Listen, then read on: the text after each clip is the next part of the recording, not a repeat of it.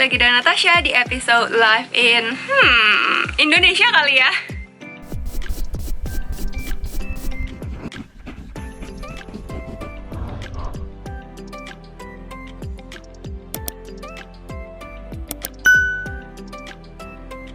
Nah, video kali ini spesial buat teman-teman yang lagi berjuang nyari beasiswa, buat para scholarship hunters. Aku mau bahas di video ini tentang biaya-biaya apa aja sih yang harus kalian siapkan kalau misalnya kalian mau apply beasiswa. Nah, mungkin sebagian kalian nanya ya, kok apply beasiswa butuh biaya? Buat biaya-biaya apa nih? Nah, aku bakal bahas satu-satu di video kali ini. Jadi buat kalian scholarship hunters, stay tuned until the end of this video.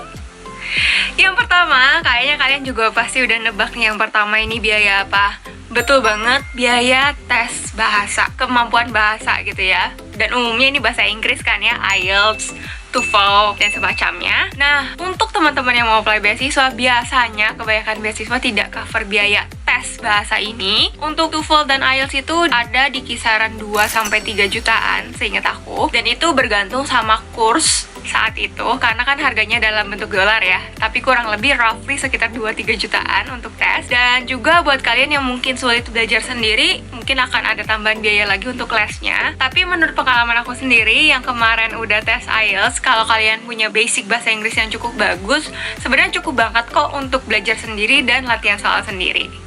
Yang kedua, ada yang namanya tes akademik. Tes akademik apa sih? Nah, buat kalian-kalian yang pengen kuliahnya ke negeri barat, kayak Amerika, ataupun negara-negara di Eropa, atau mungkin Australia juga deh kayaknya ya, itu mereka biasanya suka minta tes akademik yang bisa menyetarakan, yang isinya mereka bisa mengukur kemampuan kamu itu kayak gimana. Kalau untuk S1 setahu aku itu SAT kayak UN. Untuk S2 itu mereka mintanya antara GRE atau GMAT. Kalau kalian ambil jurusannya kayak bisnis, ekonomi, itu biasanya mereka mintanya GMAT. Tapi kalau misalnya kalian ke dunia engineering, science, biasanya mereka minta GRE. Kurang lebih untuk GMAT dan GRE ini mereka mengetes kemampuan bahasa Inggris kamu. Dan bahasa Inggrisnya ini jujur susah banget. Jauh lebih susah dibandingkan IELTS karena kalian harus analisa kalimatnya. Yang kedua itu mathematics, hitung-hitungan, kayak ada algebra, ada probability, banyak macam deh, itu yang udah dipelajarin di waktu SMA sebenarnya. Terus juga mereka ngetes reasoning kamu, jadi kayak ada soal cerita gitu, dan juga writing, bikin esai. Nah, biaya tesnya itu sekitar 5 jutaan kalau aku nggak salah ingat. Itu juga bergantung sama course, tapi kurang lebih ya 5 juta, 4-5 juta. Dan jujur kalau untuk GMAT GRE ini menurut aku ya, itu sulit banget untuk belajar sendiri. Kalau kemarin itu pun aku ngeles, jadi ada biaya tambahan lagi untuk lesnya. Mungkin buat kalian yang bertujuan untuk melanjutkan studinya ke negeri-negeri barat, terus ke top universities, aku sangat menyarankan untuk ambil tes itu sih sebenarnya, karena itu akan membantu banget dalam mereka menilai application kamu. Cuman memang biayanya tidak sedikit guys, jadi itu harus disiapkan, dan biasanya ini pun tidak di-cover dalam beasiswa gitu. Yang ketiga, ada yang namanya biaya penyetaraan. Ini khusus untuk kalian yang mau kuliahnya ke negeri Paman Sam, ke Amerika. Itu aku dengar dari teman aku, bukan pengalaman aku sendiri, jadinya aku dengar dari teman aku. Kebanyakan kampus di sana itu minta penyetaraan nilai kalian, nilai-nilai S1 kalau misalnya yang ke S2. Kalau yang dari SMA ke S1 aku kurang paham, tapi kalau dari S1 ke S2 mereka minta penyetaraan transkrip nilai, dan itu butuh biaya kalau nggak salah sekitar 1-2 jutaan kalau aku nggak salah ingat, kurang lebih, untuk apply ke kampus tersebut gitu. Jadi itu biayanya juga ditanggung sendiri. Yang keempat, ada biaya terjemahan dokumen dan juga legalisir.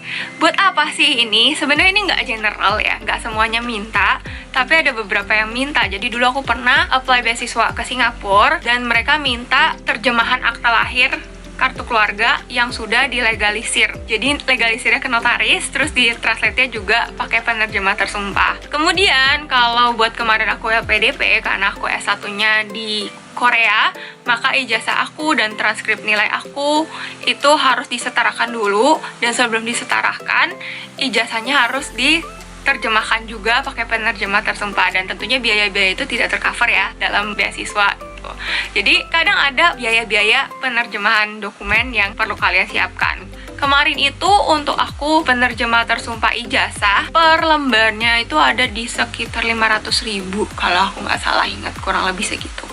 Jadi tergantung dokumen kalian berapa banyak yang diminta sama kampus ataupun yang diminta sama pihak pemberi beasiswa, ya itulah biaya yang harus kalian sediakan.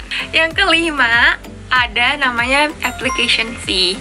Nggak semua kampus minta application fee, tapi untuk kampus-kampus top biasanya mereka minta application fee untuk mereka proses application kalian. Ini pun harganya bervariasi. Ada beberapa kampus yang waiver, yang istilahnya meniadakan biaya itu jika kalian bisa membuktikan kalau misalnya kalian sedang apply beasiswa. Tapi ada juga kampus yang tidak bisa, jadi kalian tetap harus bayar. Kalau pengalaman aku kemarin, aku apply di University of Manchester, itu dia bisa waiver, jadi aku sertakan bukti, oh ya aku lagi apply beasiswa nih, lagi proses, sehingga akhirnya mereka menghapus application fee tersebut. Kalau di Manchester itu kemarin 60 pounds, jadi sekitar 1,2 jutaan. Dan aku sempat apply juga di Imperial College London. Nah, kalau Imperial College London ini, mereka nggak ada kebijakan seperti itu, jadi aku tetap harus bayar dulu. Kemarin itu di 80 pound, sekitar 1,6 jutaan.